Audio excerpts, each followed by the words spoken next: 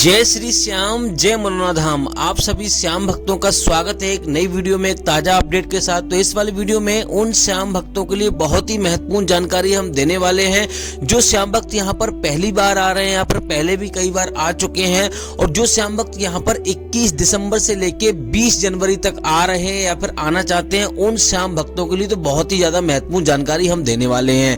जैसे कि महाराज जी अभी के टाइम पर बैठ रहे हैं, नहीं बैठ रहे हैं, और बैठ रहे हैं तो कब से कब तक धाम पर बैठेंगे और कब से कब तक धाम पर नहीं बैठेंगे। अगर यहाँ पर आप आना चाहते हो तो अभी के टाइम पर आपका आना ठीक रहेगा, नहीं रहेगा, कब यहाँ पर आपको आना ठीक रहेगा, कब यहाँ पर आपको आना ठीक नहीं रहेगा, कितनी अभी के टाइम पर भीड़ है, कितनी देर में अभी नंबर आपका आ जाएगा, और दोस्तों यहाँ पर आपको आकर क्या क्या सावधानियां आपको बरतनी है जिससे कि आपको पहली बार में ही फायदा हो जाए।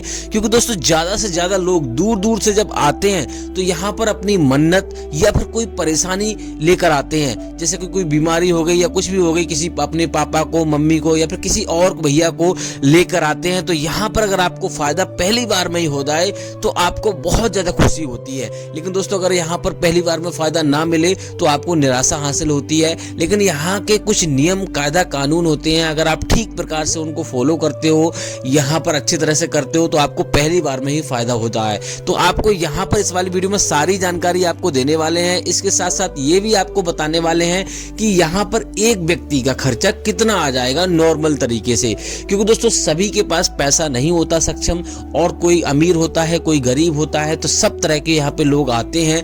तो यहाँ पर बहुत सारी चीजों के बारे में आपको जानना जरूरी है कि यहाँ पर कितना खर्चा आ जाता है, यहाँ पे कोई पैसा लगता है, नहीं लगता है।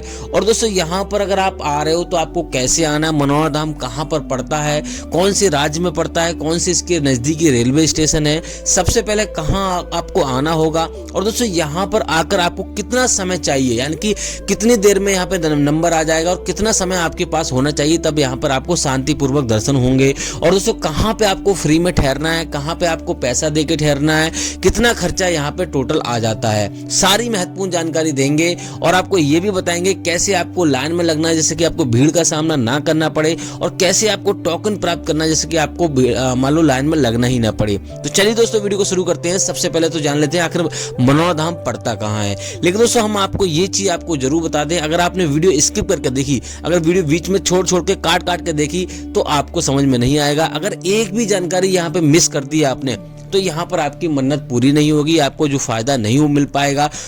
यहाँ पर आपको फिर कहोगे भैया कि हम इतनी दूर से आए, हमें कोई फायदा नहीं हुआ। तो आपको वीडियो अगर पूरी देख लोगे तो यहाँ पर कुछ ना कुछ फायदा होगा और आपको पूरी जानकारी मिलेगी, जिससे कि आप पहली बार में ही यहाँ पे लगभग आपको फायदा हो जाएगा। तो सबसे पहले यहाँ पर आपको बता दें कि ये उत्तर प्रदेश राज्य के बरेली जिला में पड़ता है।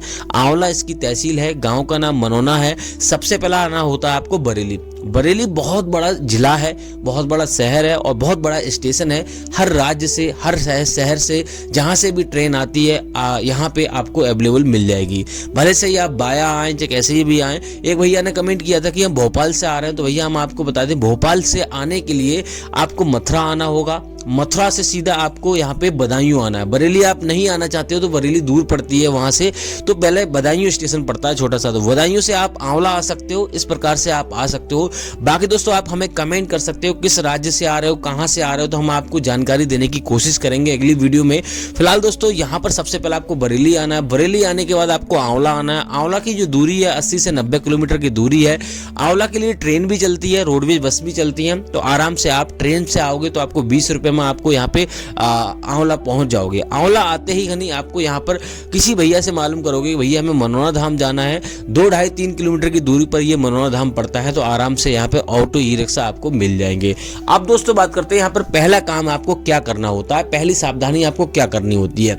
देखो दोस्तों घर से आप जब चलो तो आप ऐसी प्लानिंग करके आइए जिससे कि आपको दर्शन जल्दी हो, यानी कि सुबह में आप पहुंचो यहाँ पे। सुबह 4 बजे, 5 बजे, 6 बजे, 7 बजे तक अगर आप पहुंचते हो तब भी आपके चांस बन जाते हैं कि एक दिन में दर्शन हो जाए।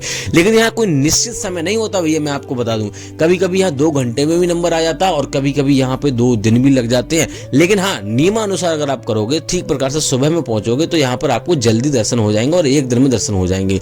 और हम आपको एक बात और बता देंगे कितना समय आपको यहाँ पे होना चाहिए। लगभग 2 से 3 दिन का समय आप लेकर आइए। या ऐसा मत करिए कि भैया एक दिन का समय है, जल्दी जल्दी दर्शन करेंगे और जल्दी जल्दी काम करेंगे और भगाएंगे।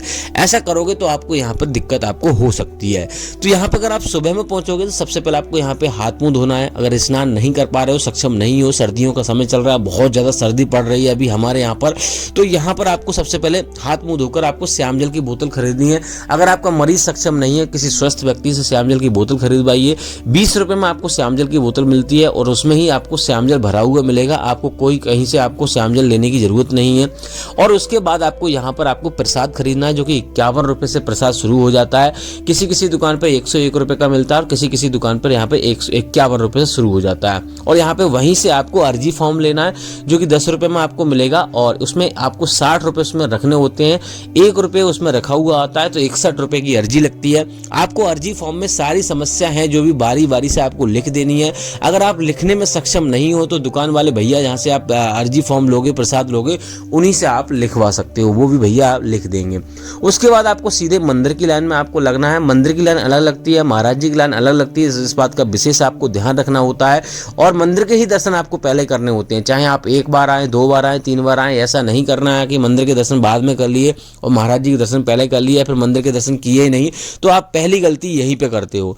ये गलती अगर आप कर देते हो तो आपको भी यहाँ पे फायदा नहीं होगा, इस बात का विशेष आपको ध्यान रखना है। और उसके बाद आपको सीधा यहाँ पर प्रसाद वगैरह मंदिर में ही चढ़ाना है, मंदिर में ही आपको अर्जी फॉर्म जमा करना है। उसके बाद आपको महाराज जी की लाइन में आपको लग जाना है। अगर आप सुबह में नहीं पहुंच पाते तो आपको पहला काम आपको यहाँ पे होटल, धर्मशाला या फिर यहाँ पर फ्री में रुकने की जहाँ जगह है वहाँ पे आपको ढूंढना चाहिए। पहले तो दोस्तों हम आपको बता दें, हाँ, धर्मशाला का जो किराया है 1000 से लेकर 3000 रुपये के बीच में है और होटल का किराया लगभग 200 से 300 रुपये का यहाँ पे मिल जाएगा। लेकिन होटल यहाँ पे मनोना धाम पर नहीं मिलेगा, आपको आंवला 2 से 3 किलोमीटर की जो दूरी पर जो पड़ता है वहीं पे आपको होटल मिलेगा। आराम से वहाँ रुक सकते हो और आराम से सुबह में आप ऑटो ई रिक्शा करके आ सकते हो, कोई दिक्कत आपको होगी नहीं। फ्री में रुकना चाहते हो तो यहाँ पे जहाँ से आप प्रसाद लोगे वहाँ पर भी आपको रुकने की व्यवस्था बनाई गई है। और दोस्तों यहाँ से आपको टीन सेट वगैरह पड़े हुए हैं, यहाँ पर छप्पर पड़े हुए हैं लकड़ी के, वहाँ पर भी आप फ्री में रुक सकते हो, कोई भी चार्ज आपको लगेगा नहीं। बात करते हैं एक व्यक्ति का खर्चा कितना आ जाता है। नॉर्मल रूप से यहाँ पर 500 रुपये का खर्चा आता है नॉर्मल तरीके से। अगर कोई भी ज़्यादा विशेष होटल वगैरह में वो रुकता नहीं है, फ्री में रुकता है, तो 500 रुपये का खर्चा आता है। बाकी आप पे डिपेंड करता है कितना खर्चा आएगा। खाने की बात करें तो 60 से 70 रुपये की थाली यहाँ पे मिलती है। शुद्ध शाकाहारी भोजन मिलता है, जगह जगह होटल बने हुए हैं, यहाँ पे आराम से कोई आपको दिक्कत होगी नहीं। अब दोस्तों बात करते हैं कि यहाँ पर आपको कौन कौन सी सावधानियाँ और बरतनी है। देखो दोस्तों, यहाँ पर आपको ऑनलाइन श्याम जल कभी भी नहीं मंगाना है, ना ही ऑनलाइन अर्जी मंगानी है।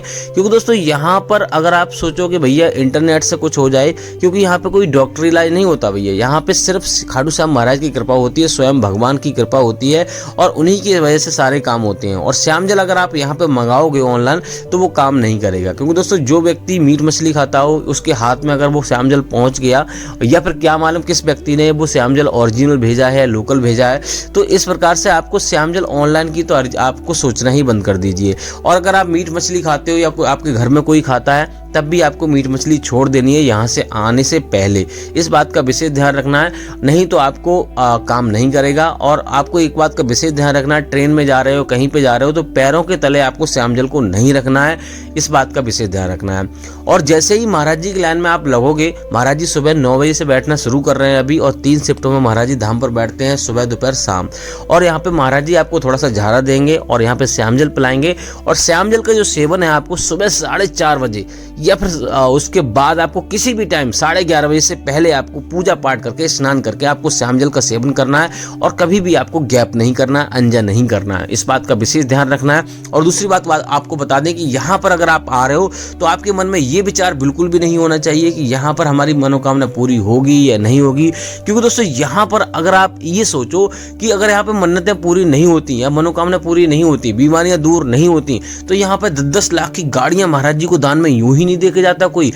आज महाराज जी के पास मान लो कम से कम 20 गाड़ियां हैं और यहाँ पर इतनी तादाद में यहाँ पर प्रसिद्धि है, मंदिर बना हुआ है, सारा कुछ है। तो ऐसे ही नहीं है, महाराज जी कभी भी एक पैसा नहीं मांगते, यहाँ पर कोई भी खर्चा नहीं है, एक भी खर्चा नहीं है। महाराज जी कभी ये नहीं कहते कि यहाँ पे 10 रुपये चढ़ा दो, तो यहाँ पर अपनी श्रद्धा से जो दे के जाता है उसी से यहाँ पर बहुत सारा पैसा इकट्ठा होता है और महाराज जी यहाँ पर उसी से कल्याण करते हैं। यहाँ पर महाराज जी स्वयं कुछ नहीं करते, ये बस बात का विशेष ध्यान रखना है। महाराज जी खाटू श्याम महाराज की कृपा से जो भी काम बनते हैं खाटू श्याम महाराज की कृपा से बनते हैं। तो आपको कभी भी आप आ रहे हो तो आपके मन में ये विचार बिल्कुल भी ना हो कि यहाँ पे मनोकामना पूरी होगी या नहीं होगी। अब बात करते हैं महाराज जी अभी के टाइम पर बैठ रहे हैं नहीं बैठ रहे हैं। तो महाराज जी यहाँ पे अभी के टाइम पे लगातार बैठ रहे हैं। दिसंबर और 5 जनवरी तक महाराज जी लगातार धाम पर बैठेंगे। ऐसा अपडेट आ रहा है कि महाराज जी 10 जनवरी तक भी महाराज जी धाम पर बैठेंगे। लेकिन दोस्तों आगे का जो अपडेट रहेगा हम डेली वीडियो में अपडेट देते रहते हैं, कुछ नया अपडेट आता है तो वो भी देते रहते हैं। फिलहाल अभी के टाइम पर इतना ही अपडेट है कि यहाँ पर 10 जनवरी तक महाराज जी बैठेंगे और बीच में कहीं चले जाते हो हम उसका आपको अपडेट दे देंगे। तो हमारे चैनल पर नए चैनल को सब्सक्राइब करके रखिए। अगर आपको कुछ और जानना है तो आप कमेंट कीजिए, किस राज्य से आ रहे हैं, कहाँ से आ रहे हैं, क्या दिक्कत है वो भी आप कमेंट करके बताइए कि ये वीडियो पूरा देखा करो, क्योंकि अगर आप वीडियो अधूरी देखोगे तो आपको अधूरी जानकारी मिलेगी। फिलहाल दोस्तों आपको इस वाली वीडियो को यहीं रोकना चाहेंगे। उम्मीद करते हैं आपको वीडियो अच्छी लगी होगी। अच्छी लगी तो लाइक कर देना। तब तक के लिए जय मनोनाधाम, जय खाटू श्याम।